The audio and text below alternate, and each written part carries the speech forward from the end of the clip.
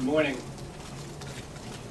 In April, shortly after I took office, Dick Ravitch agreed to head a commission to study MTA's financing.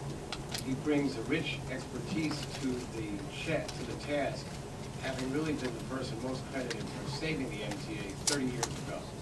And coming back from command performance, he was no less effective than he was when he helped us back in the early 80s. He will now deliver the MTA Commission on Finance's report, basically covering the capital plan and the operating budget. Dick, thanks so much for your service. You very much. Thank you. Also, the guy on the left is Mayor Michael Boomer.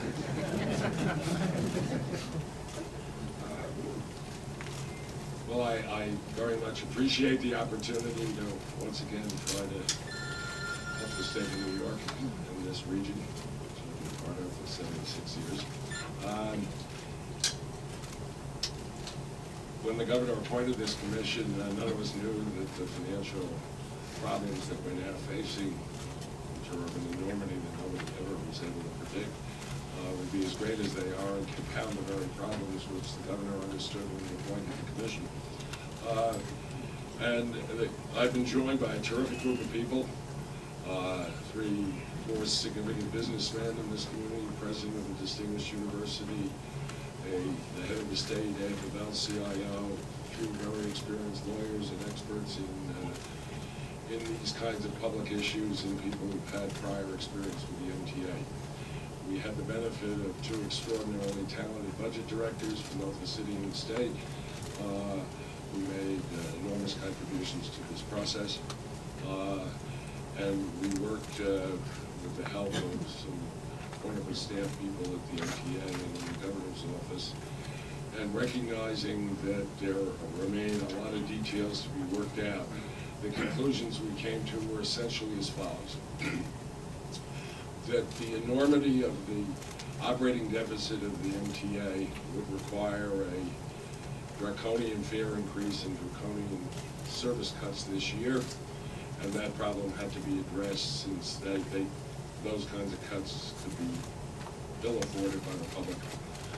And second of all, that there should be some rational basis for dealing with fare increases in the future, and that the fare payer had to pay their fair share of the increase in the cost of running the system.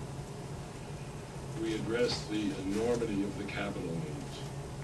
I don't think I have to spell out in any great detail for you all who've covered this subject that, as the mayor's report said on the year 2030 in the city, that the growth and prosperity of this city needs above all a healthy and growing and vibrant public transportation system. And in order to achieve that, in order to continue the state of good repair and the basic core program for our metropolitan transit systems, it requires a significant amount of capital. And as of today, there is not one hard dollar available for the MTA's next 5-year capital plan, which will begin in 2010. We believe that in order to fund the capital, both on a pay-as-you-go basis and on a borrowing basis, that there should be a regularly recurring revenue stream that is inflation sensitive, that will reflect that an improved transit system will increase the number of riders, will add immeasurably to the prosperity of this region, and that those are the kinds of revenues that should be dedicated to finance the continued capital maintenance and capital growth of the public transportation system. We also believe that in the future, the reliance that has occurred since 2004, in which no new resources were utilized to pay for the cost of capital, only existing MTA operating revenues were used, that places an inordinate burden on the fare payer, and then in the future the capital ought to be paid for out of these revenue streams which is why we've suggested the creation of a capital finance authority, into which these revenues, which I'll describe in a minute, will be placed and will be used after the first year exclusively for capital purposes to rebuild this system.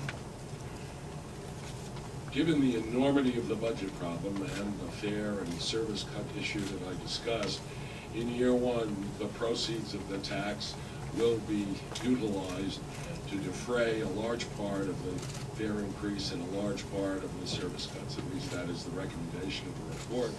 It's not for us to decide, it's for the MTA board to ultimately decide. But that's the purpose for it. It will also help deal with the enormity of the fiscal problems that the city and state and the surrounding counties in the MTA region face as well in year one of this system. The primary revenue that we're talking about is what we call a mobility tax. It's a payroll tax to be paid by the employer, not passed on to the employee. Every employer in this region, including the state itself and the MTA itself and nonprofits. It's 33 cents per $100, and it's as broad a base tax because everybody in this region, everybody who employs people in this region is a beneficiary of this transit system. Remember, 80% of the people who come to the central business district come via the MTA. We have also gave a lot of thought to the fact that everybody who benefits by this system ought to make a contribution, including the automobile user. And we have suggested that as a revenue item and a public value to be added, that there be tolls on the current free bridges over both the Harlem River and the East River. We believe that that should happen if the resources are used to dramatically expand bus transportation in the region. And our recommendations in this regard link the two inexorably. As we took testimony in this commission around the city and in the suburbs, the uniform problem that we heard about was the inadequacy of bus service. Both the city of New York, the Department of Transportation, and the MTA have devoted a lot of time and a lot of very constructive thinking to this. There are a lot of very exciting ideas about how to expand this, and we have proposed the creation of a regional bus authority that would absorb both the costs and the operations, if the county so wished it, of the current operations that are paid for either by contract from private bus operators or by MTA bus, where both the city and the counties are currently required to make significant dollar contributions to the cost of those services. There are enormous efficiencies to be realized. The growth of bus service has been really quite extraordinary. The inadequacy of the current system, I think, is known, particularly to all the people who are trying to get into Manhattan by express bus. And again, this is not the occasion to go into more detail, but that is the thrust of the recommendation. The tolling would produce about $1 billion in revenue, about 600 of which would be net after all the expenses associated with it, and that would go to finance this significant expansion of the bus system. The mobility tax would produce at the current payroll levels in this region about $1.5 billion a year, which would make sure that the MTA had the ability to borrow money in the range of $30 to $35 billion